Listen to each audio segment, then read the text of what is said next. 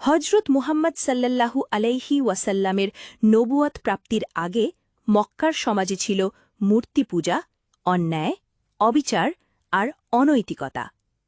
সেই সমাজ থেকে দূরে সরে গিয়ে তিনি প্রায়ই হেরা গুহায় ধ্যান করতেন।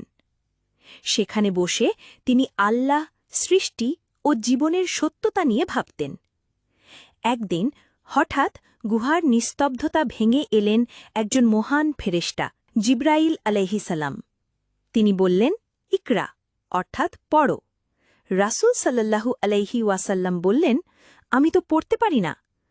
এরপর জিব্রাইল আলাইহি আসসালাম তাকে ৩ বার আলিঙ্গন করেন এবং প্রথম ওহী নাজিল হয়, পড়ো তোমার প্রভুর নামে, যিনি সৃষ্টি করেছেন।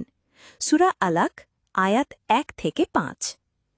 রাসূল সাল্লাল্লাহু আলাইহি ওয়াসাল্লাম ভীত হয়ে গুহা থেকে ঘরে ফিরে আসেন। তিনি বলেন, আমাকে ঢেকে দাও, আমি খুব ভয় পেয়েছি।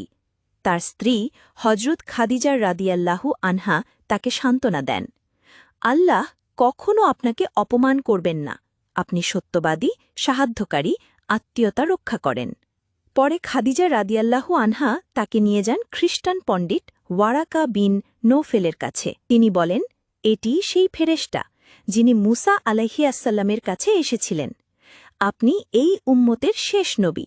এরপরই রাসূল সাল্লাল্লাহু আলাইহি ওয়াসাল্লাম শুরু করেন ইসলামের দাওয়াত, গোপনে, ধীরে ধীরে।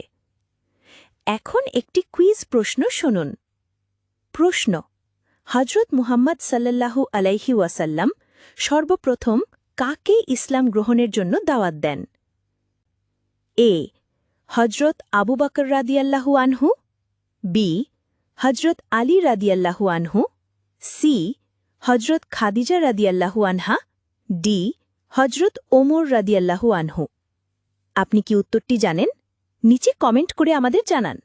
আর এরকম আরও সুন্দর ইসলামিক কুইজ ও গল্প পেতে এক্ষুনি চ্যানেলটি সাবস্ক্রাইব করুন।